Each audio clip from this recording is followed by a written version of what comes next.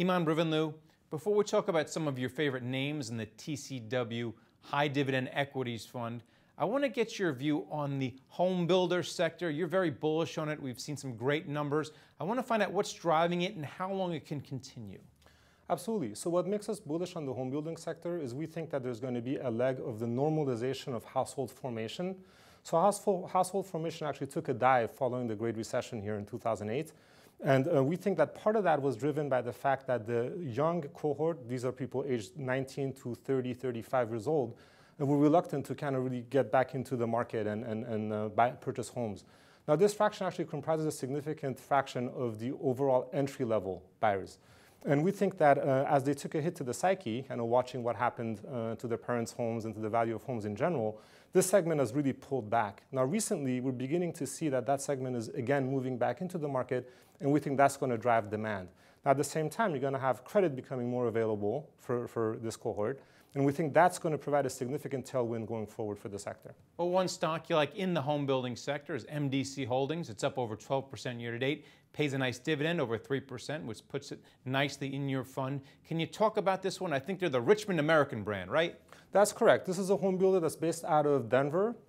It's a great company. It's actually very well managed. The CEO is Larry Mizel.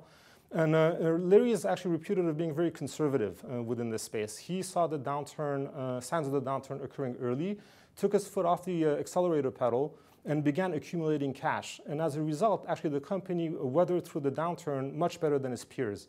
Now, part of that conservatism actually prevented Larry from getting back into the game as early as some of the competitors. And we think that the market overly punished MDC specifically for that reason. Now, in a cyclical sector such as home building, we actually like a conservative management team. So we're drawn to this management team, and we really like the name because, as you mentioned, the dividend yield puts it right in our sweet spot. You're also a fan of WP Glimcher. This is a mall REIT, and they're having problems like a lot of other REITs this year. It's down over 20%. So what's wrong with it? Are there malls in the wrong spots, or are they just it's just the consumer? I mean, what's wrong with the stock right now? Well, two things are wrong with the stock. First, it's a REIT. And as investors begin to position here ahead of the Fed tightening cycle, of course, the sector as a whole has sold off. But the problem has been more pronounced for WP Glimcher because it's got what are perceived to be lower quality malls.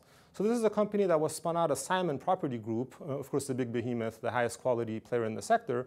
And it is believed that Simon spun off its lowest quality malls into this entity, which then later merged with Glimcher.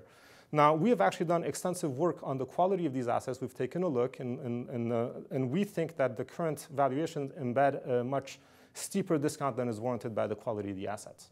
Finally, you're a fan of Qualcomm. This stock's down over 15% year to date. A lot of worries about the chips right now. Why do you like it? Well, we think Qualcomm is a fundamentally misunderstood company.